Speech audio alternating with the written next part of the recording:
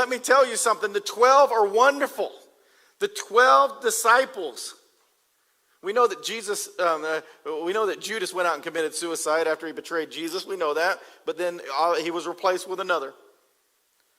And we know that these disciples who became apostles, we know they're great people. But check this out. They got to witness with their eyes the death and resurrection of Jesus Christ. They were our witnesses. They speak to us and tell us what they saw. They gave their life for what they believe in.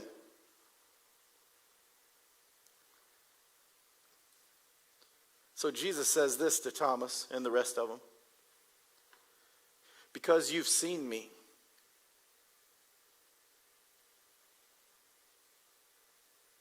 have you believed? Blessed are the ones who have. Good morning. How are you? All right. Hey, I have a story for you this morning.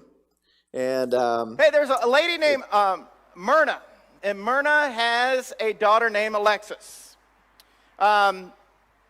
Alexis loves to go riding her bike down and through some really amazing trails, bike trails. So she goes mountain biking, just up and down and through the woods and the trails that are out there, just kind of risky. A lot of it's really risky. If you've ever been, anybody ever been mountain biking? Okay, we're all out of, yeah. We have no clue what it is. It's scary is what I'd say. Been on a mountain bike one time, in the store. I just sat on it. But she actually takes the mountain bike and she goes down through and then she comes back. She lives in Portland and she's very active. And her mom says it's really good because whenever she was a teenager, because now, Alexis is 27 years old. So 27 years old, and but when she was in high school, teenager, she was always about 70, 75 pounds overweight, and it always affected her personal, give me a word. Self-confidence. Thank you. Yeah, thank you. I'm from Alabama. I don't have a big vocabulary, so I need your help as much as possible. Self-confidence, and so now she's so active, and she just feels good about herself. And again, she has more self-confidence. Thanks for that word. That was good. All right. Well, this one Saturday, she went out for a ride on a nice, sunny day in Portland. Mom doesn't always like it because she's out there riding her mountain bike down the trails, but she did go with a friend. And she is 27 years old, so she can kind of take care of herself. But her mom just decided, you know what? I just don't like it when she goes. I get so uncomfortable about this. So even though, she's out there doing what she loves to do, she has self-confidence and assurance in herself. She's staying healthy. She's eating healthy. She's exercising, obviously. Mom, still a little questioning it. So this day, she said, you know what? I'm just going to say a prayer. She said a quick prayer for her daughter, Alexis, as she's out riding the bike. You know what happened?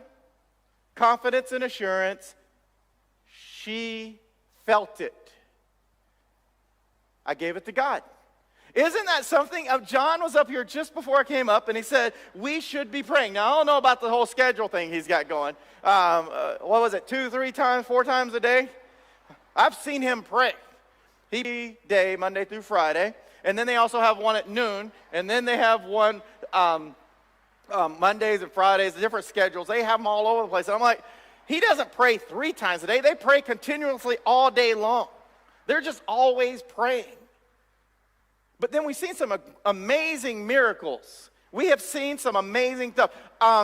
People have been healed of cancer. Did you hear that? Healed of cancer. And you say, well, the doctors do a lot of good treatments. You know what the doctors told them? You have so many months to live. Doctor said, you have so many months to live. Guess what? God said, not this time. It's really up to God. It's not up to the doctors. It's really up to God when things happen. So no matter what the doctors have told you, you know what? give it to God. Let God be the one to make the ultimate decision about your life in every situation. A lot of us are stubborn, and we don't like to pray until something happens, and then we have to pray. And that's okay. If that's your wake-up call, pray then.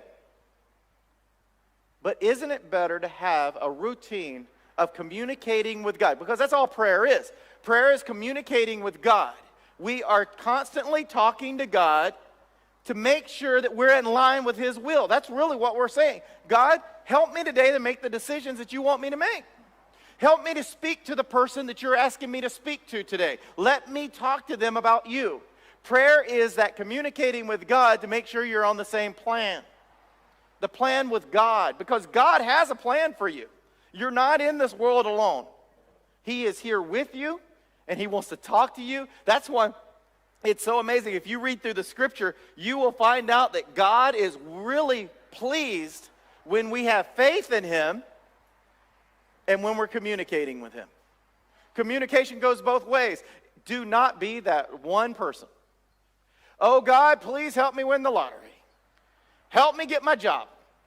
God, help me when I go to the grocery store today to save as much money as I can. Don't help my bank account to not go dry. I mean, don't be that person that you're always just begging